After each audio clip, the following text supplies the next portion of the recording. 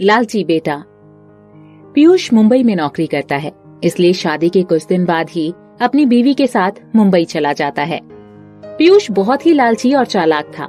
वो जानता था कि माँ सबसे ज्यादा उससे प्यार करती हैं। इसी बात का फायदा उठाता था। बड़े भाई और भाभी के खिलाफ माँ का कान भरता था। पीयूष के प्यार में अंधी माँ हमेशा अपने बड़े बेटे और बहू के साथ बुरा बर्ताव करती है। आज माँ बहुत खुश है क्योंकि पीयूष घर आ रहा है। स्वीटी, आज पीयूष के पसंद का खाना बनाना। मैं चाहती हूँ कि सारी चीजें उसी की पसंद की हो। हाँ माँ, आप चिंता मत करिए। स्वीटी अपने कमरे में जाती है। सुनिए, मैं आपके लिए चाय और नाश्ता रखकर जा रही हूँ। आप जल्दी नाश्ता खत्म करके अपनी दवाई ले लीजिए। स्वीटी, मेरी कुछ तबीयत ठीक नहीं लग रही है। बहुत बेचैनी सी लग रही है। तुम थोड़ी देर मेरे पास बैठ जाओ ना। हाँ, इसीलिए आप जल्दी दवाई ले लीजिए। तब तक मैं अपना थोड़ा काम खत्म करके आपके पास आती हूँ। ऐसा कहकर स्वीटी किचन की ओर चली जाती है। चाय पीकर महेश लेटता है और उसे अटैक आ जाता है। महेश बेटा, उठो, चलो पीयूष आ रहा है, तुम नाश्ता कर लो। लेकिन महेश ने कोई जवाब नहीं दिया। माँ उसकी तरफ जाकर देखती है तो महेश की सांसें चल नहीं रही होती। स्वीटी, जल्दी आओ, देखो महेश को क्या हो गया। महेश कुछ जवाब भी नहीं दे रहा है और उसकी सांसें भी नहीं चल रही हैं। स्वीटी किचन से भागते हुए आती है। महेश की मौत हो चुकी होती है। स्वीटी और माँ रोने लगते हैं। उतने में ही पीयूष और प्रिया घर पहुँच जाते हैं। माँ, क्या हुआ? आप और भाभी रो क्यों रहे हैं? यहाँ क्या चल रहा है? कोई हमें बताएगा? मेरा महेश मुझे छोड़कर चला गया। पीयूष, मेरे मरने की उम्र है। मैं अपनी आंखों के सामने अपने बेटे को मरता हुआ देख रही हूँ।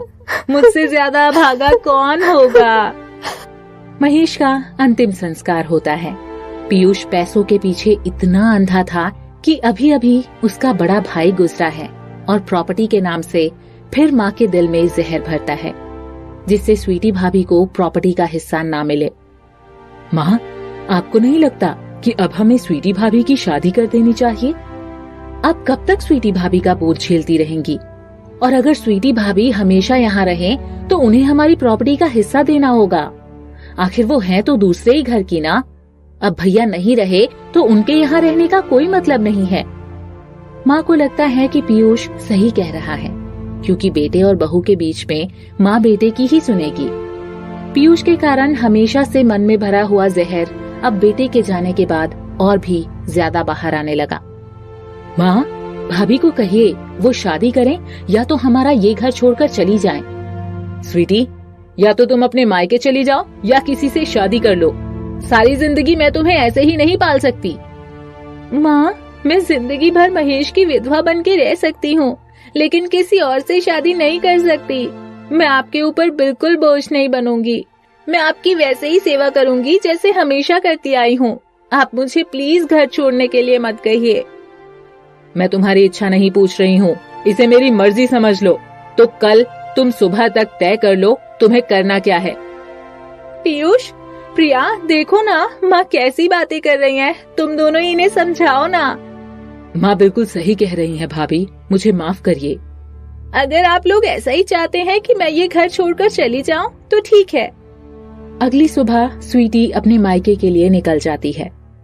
माँ, हमारे साथ मुंबई चलिए, हम आपको यहाँ अकेले नहीं छोड़ सकते। बेटा, मैं चाहती हूँ जाने से पहले मैं सारी प्रॉपर्टी तुम्हारे नाम कर दूं।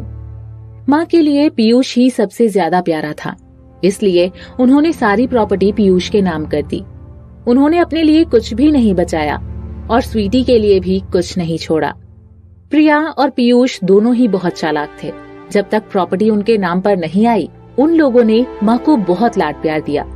लेकिन जैसे ही प्रॉपर्टी उनके नाम आई, प्रिया को अब पीयूष की माँ बोझ लगने लग गई। पीयूष और प्रिया माँ को मुंबई लेकर चले गए। कुछ महीने अच्छे से कटे, लेकिन फिर दिक्कतें शुरू हो गईं। देखो, जब से हमारी शादी हुई है हम अकेले रहते आए हैं और अब मैं तुम्हारी माँ को और नहीं झेल सकती। इन्हें वापस वहीं छोड़ दो। लेकिन अब तो वहाँ हमारा घर भी नहीं रहा, माँ जाएंगी कहाँ? मैं कुछ नहीं जानती पीयूष, तुम 1-2 दिन में माँ को कहीं भी लेकर जाओ, लेकिन मैं उन्हें नहीं रखूंगी। माँ, मुझे आपसे कुछ बात कहनी है। प्रिया और मुझे काम के कारण समय नहीं मिलता कि हम आपका ख्याल रख सकें, इसलिए हम आपको वृद्धाश्रम छोड़ना चाहते हैं। आप मुझे गलत मत समझना।